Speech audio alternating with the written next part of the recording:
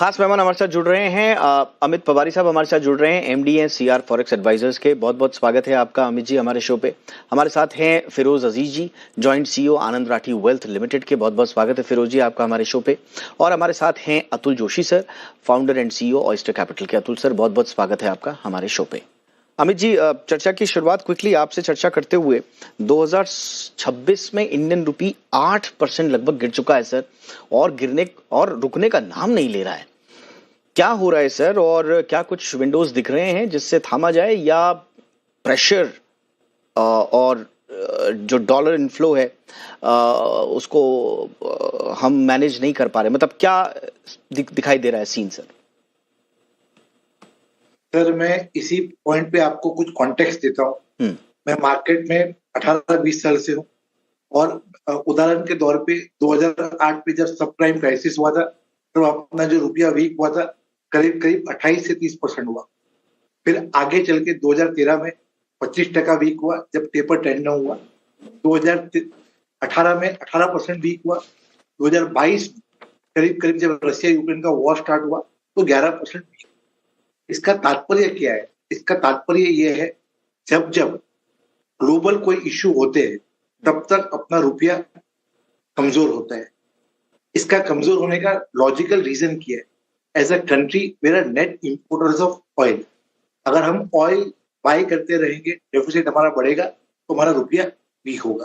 तो स्ट्रक्चरली जब तक रशिया यूक्रेन वॉर या यूएस ईरान वॉर स्ट्रक्चरली खत्म ना हो, ऑयल नीचे नहीं आए, तब तक रुपया में प्रेशर बना रह सकता है।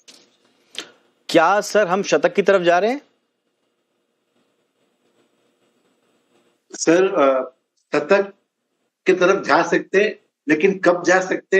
अगले 6 महीने में जाए, अगले 1 साल में जाए, अगले 1.5 साल में जाए, उसका व्यू देना आज के टाइम पे मुश्किल है। अगर वॉर बंद हो जाता है और क्रूड ऑयल का प्राइस 80 आ जाता है तो बेसिकली शॉर्ट टर्म पे रुपये में कुछ रिकवरी देख सकते हैं।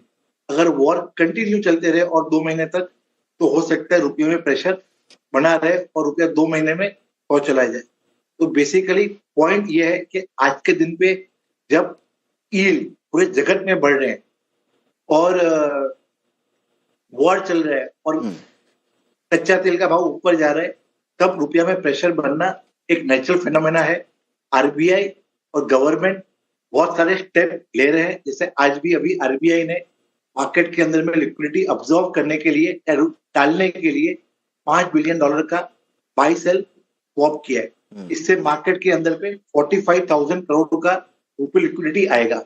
जब रुपये लिक्विडिटी आएगा तो फॉरवर्ड प्रीमियम या हेजिंग कॉस्ट जो है इंपोर्टर के लिए कम हो जाएंगे, और आरबीआई को एक रूम मिलेगा कि वो स्पॉट मार्केट में जाके सेल कर सकते हैं। ये सब छोटे मोटे स्टेप्स जो है वो आरबीआई और गवर्नमेंट कंटिन्यूस बेसिस पे रहेंगे। पर सर स्ट्रक्चरली रुपये को, हाँ मैं वही पूछ रहा हूँ सर, कि ठीक है आरबीआई का इंटरवेंशन हो गया, एक क्षणिक हो सकता है, और कितना फॉरेक्स के भरोसे हम इस पे रहेंगे।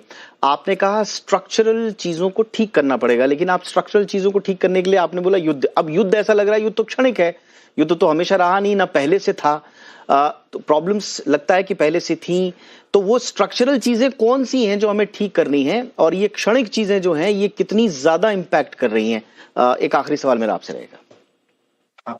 सर स्ट्रक्चरल चीजों पे एज अ कंट्री हमको एक्सपोर्ट ज्यादा करना पड़ेगा, इंपोर्ट कम करना पड़ेगा। दूसरा स्ट्रक्चरल चीजें हम चेंज कर सकते हैं कि एफआईआई को इंडियन इक्विटी मार्केट्स और डेब्ट मार्केट पे ऐसे अट्रैक्शन करे कि वो यहाँ पे आके इन्वेस्ट करे। थर्ड हो सकता है कि एफडीआई का जो इन्वेस्टमेंट है इंडिया में, जो लास्ट 4-5 सालों में कम हो गया है, वो अट्रैक्ट करे और बढ़ाए। अगर हम ये तीनों बड़े इशू पे काम करेंगे तो स्ट्रक्चरल चीजें चेंज होगी। वरना एज अ कंट्री अगर हम इंपोर्ट ज्यादा करते हैं, हम ऑयल के ऊपर में डिपेंडेंट है, तो बेसिकली रुपये का वीक होना एक नॉर्मल फिनोमेना मैं मान सकता हूँ। ठीक है अमित जी, शुक्रिया।